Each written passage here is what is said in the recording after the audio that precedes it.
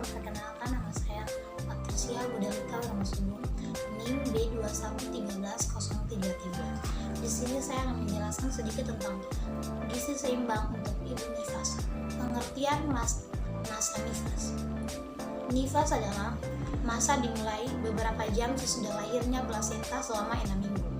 Dan masa nifas dimulai setelah kelahiran plasenta dan berakhirnya alat-alat kandungan kembali seperti keadaan sebelum hamil yang berlangsung kira-kira 6 minggu.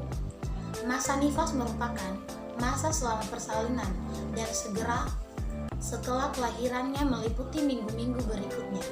Pada waktu saluran reproduksi kembali ke keadaan tidak hamil normal.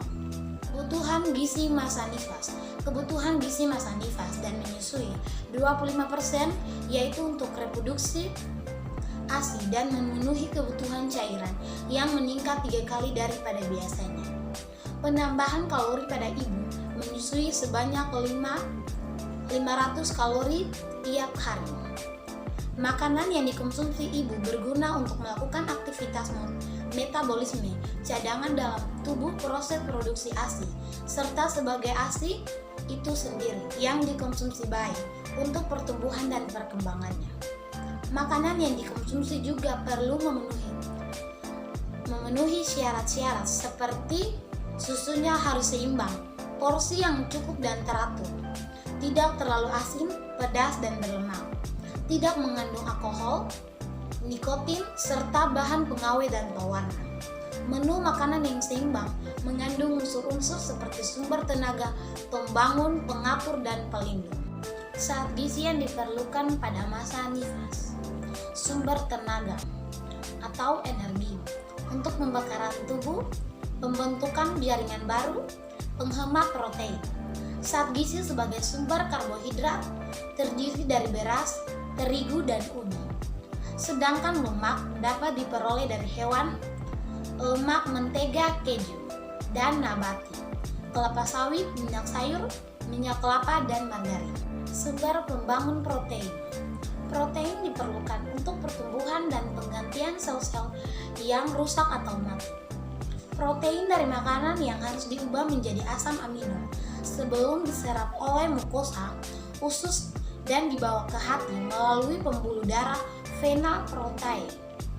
Sumber protein dapat diperoleh dari protein hewan, ikan, telur, susu, dan keju, dan protein nabati, kacang tanah, kacang merah, kacang hijau, kedelai, dan tahu dan tempe.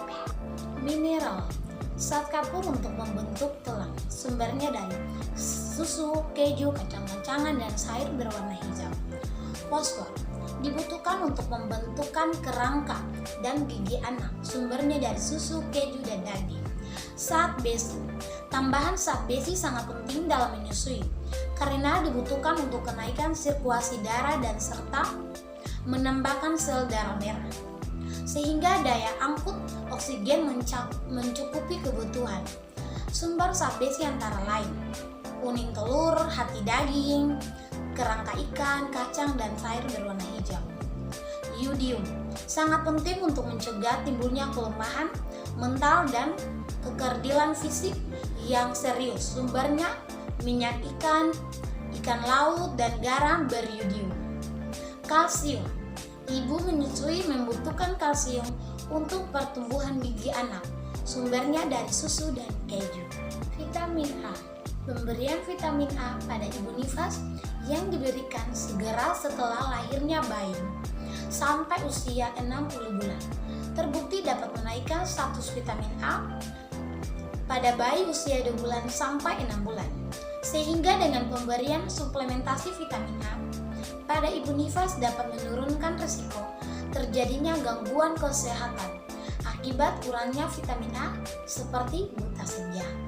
Selain berfungsi untuk kekebalan tubuh, sehingga dengan terpenuhi vitamin A pada ibu nifas dapat berdampak positif pada bayi yang dilahirkan, karena kemungkinan bayi yang dilahirkan kekebalan tubuh yang berasal dari vitamin A. Thank you.